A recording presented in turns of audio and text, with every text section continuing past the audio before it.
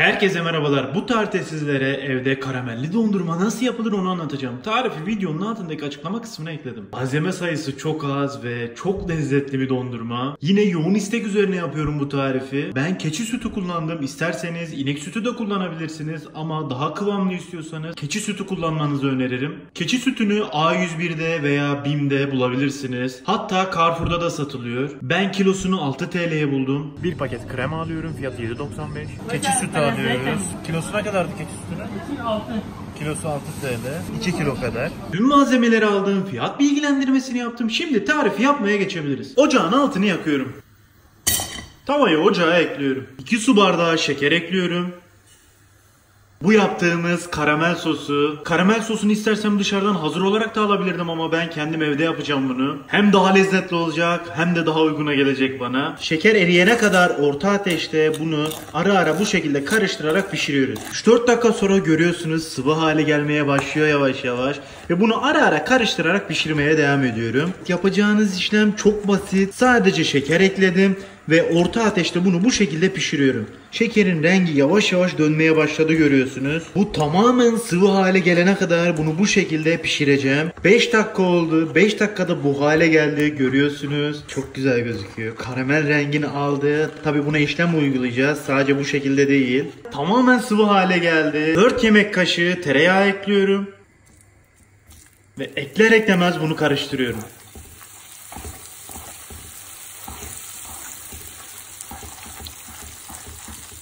Tereyağı ile şeker birleştiğinde şeker çok az katılaşacak, sakın korkmayın. Bu şekilde ara ara karıştırmaya devam edin. 3 dakika kadar tereyağıyla kavurdum ve altını iyice kıstım. 2 paket krema koyuyorum, 400 milim olacak.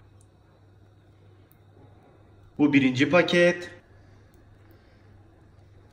Bu da ikinci paketim. Ve bunu iyice karıştırıyorum. Bunu sürekli karıştırmanız gerekecek. Altını biraz kısacağız. Kıvamı yavaş yavaş oturacaktır, göreceksiniz zaten. Böyle ara ara karıştıra orta ateşte bunu pişiriyorum. Bu şekilde kremayı koyduktan sonra topaklanmalar olacak ama sakın korkmayın. Bunu yavaş yavaş açacağız. Hiçbir sıkıntı olmayacak. Göreceksiniz yavaş yavaş açılacaktır zaten. Sürekli bu şekilde hem karıştırıp hem de topaklanmayı bu şekilde eze kıvama getireceğiz bunu. Kıvama geldi. Gördüğünüz gibi karamel rengini de aldı. Kremayı ekledikten sonra toplam 8 dakika kadar bu şekilde karıştıra pişirdim. Daha fazla pişirmemeniz gerekecek. Kıvama geldiğini çok az görün. Daha sonra çıkarın. Zaten soğuttuktan sonra biraz daha kıvama gelecek kendisi. Bunun altını kapatıyorum ve kenarda soğumaya bırakıyorum. Dondurmanın kreması hazır. Kendi kremamızı kendimiz yaptık. Çok güzel bir şey bence. Karameli 10 dakika kadar bu şekilde oda sıcaklığında bıraktım. Sıcaklığı biraz gitti ve bunu kavanoza koyacağım.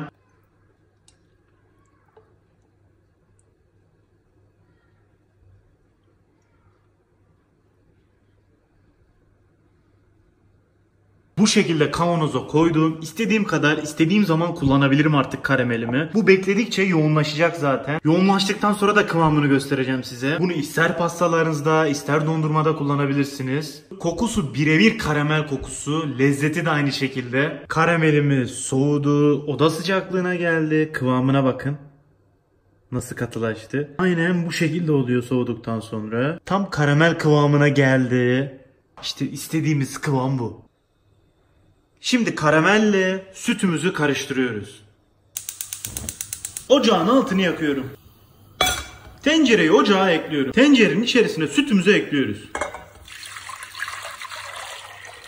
İçerisine 2 kilo süt ekledim. Başta bunun kaynamasını bekleyeceğiz. Orta ateşte ara ara karıştırarak dibi tutmasın diye bunu pişiriyoruz. Sütümüz kaynamaya başladı. Bunu en az 1,5 saat bunu bu şekilde kaynatıyoruz. Bu belki dondurmanın en önemli püf noktası. Süt içerisindeki o fazla suyu çıkaracak ve kıvamlı, buz olmayacak şekilde dışarıda yediğiniz dondurmaların aynısını yiyeceksiniz. Dediğim gibi dondurma yapmanın en önemli püf noktalarından bir tanesi bu. Benim söylediğim gibi kaynatırsanız yapabileceğiniz en lezzetli, dışarıda yediğiniz dondurmalara en yakın dondurmayı elde edersiniz. 2 tanecik püf nokta: keçi sütü ve bunu fazlasıyla kaynatmak. Gerisi zaten aromatik işlem. Neyli yapmak istiyorsanız ek yapacaksınız üzerine. Bu işlemi doğru yaptıktan sonra gerisi basit. Bunu pişirirken ara ara bunu sürekli bu şekilde karıştırmanız gerekecek. Yoksa dibi tutar. Dibi yanarsa lezzetli olmaz. Yanık bir tat alırsınız. Sütümüz tam tamına 1,5 saattir bu şekilde kaynıyor. İçerisindeki su tamamen kayboldu neredeyse. İyice kıvama geldi bu. Katılaştı. Elde etmek istediğimiz kıvam tam da bu. Kullanacağımız sadece 2 malzeme var: süt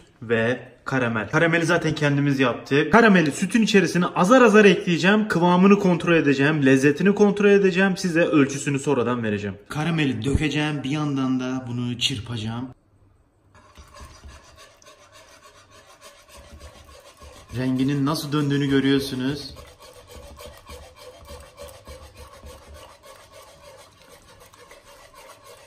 Bunu azar azar ekleyin. Sakın hepsini birden dökmeyin.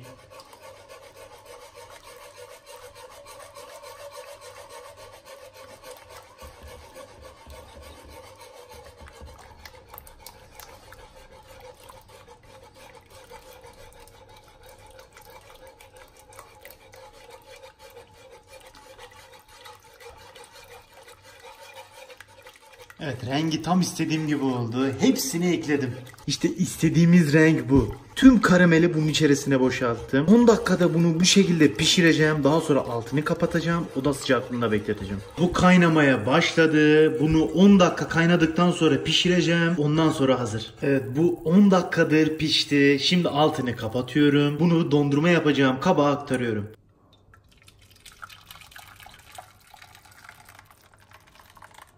Karışımı dondurma kabına aktardım. Şimdi oda sıcaklığına gelmesini bekleyeceğim. Oda sıcaklığına geldikten sonra buzluğa atacağım. Oda sıcaklığına geldi. Kas katı kesildi. Görüyorsunuz. Yani yoğunluğu buradan belli. Doğru yolda olduğumuzun bir göstergesi bu zaten. Kaynatma o kadar önemli yani. Şimdi bunu buzluğa veriyorum.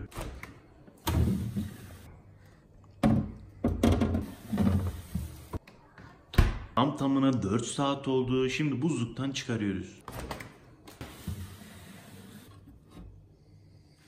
Şöyle kıvamını göstermek istiyorum size.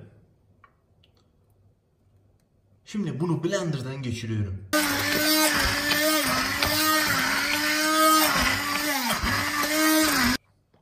Beş dakika boyunca bu şekilde blenderdan geçirdim ben. Şimdi bunu tekrardan buzluğa atıyorum.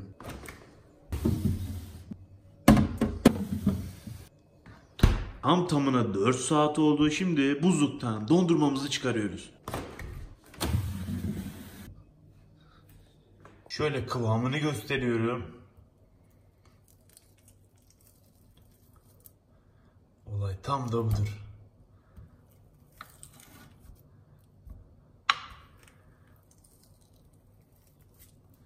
Kıvamı çok güzel olmuş. Bunu fazlasıyla kaynattığımız için kıvamı iyice geldi. Buzlukta çok fazla bekletmeden, 6-7 işlem yapmadan dondurma kıvamına geldi. Ama ben daha kıvamlı olsun istiyorum. Son bir kere buzluğa atacağım ve çıkaracağım. Bunu şimdi biraz karıştıracağım. Blenderdan geçireceğim. Tekrardan buzluğa atıyorum.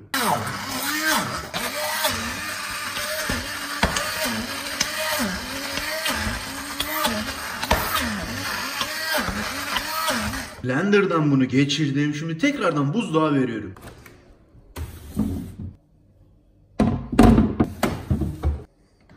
Tam tamına 4 saat oldu. Şimdi dondurmayı çıkarıyoruz. Dondurmamız sonunda oldu. Çok güzel gözüküyor rengi. Şimdi dondurmayı küllaha ekliyorum. Size kıvamını göstereceğim.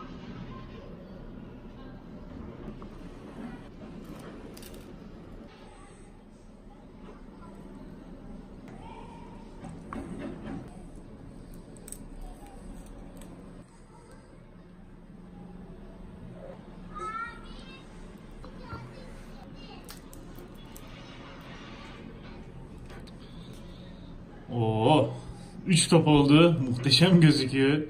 Fena. Şimdi en sevdiğim zamana geldi. Tadım yapacağım. Bakalım nasılmış.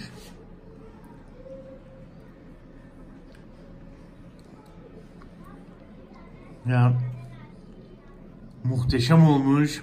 Dışarıda yediğiniz dondurmalardan emin olun hiçbir farkı yok. Hatta şöyle söyleyeyim, hem daha yoğun hem daha lezzetli olmuş. Buz buz kesinlikle olmamış. Tam istediğim kıvamda bu. Bir daha bakıyorum tadına.